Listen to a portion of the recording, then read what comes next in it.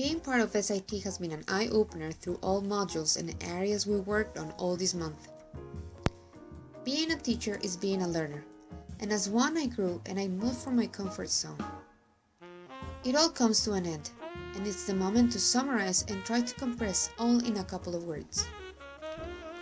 As an English teacher to speakers of other languages, I find myself very confident about the PDP framework. Now it is obvious the necessity of going through all the PDP sequence. I know how it works.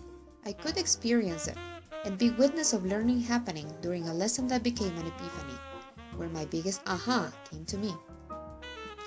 I made my students listen 3 times to a short part of a celebrity TV show where they could listen to Scandals of 2013. While I was writing my lesson plan, I felt the necessity of dividing it in warm-up, activate schema, food tag, target language, preparation for the first listening, TPS, group check, preparation for the second listening, TPS, group check, preparation for the third listening,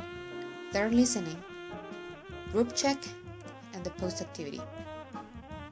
When I was in front of the board, ready to teach, I had a mind map of my lesson in the head, and it walked me through the hour class.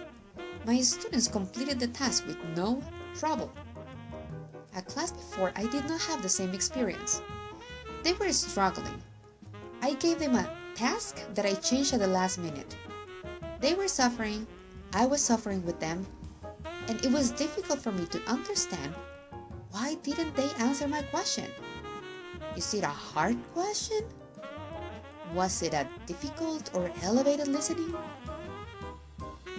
I went back home and I started my reflection and compared both lessons.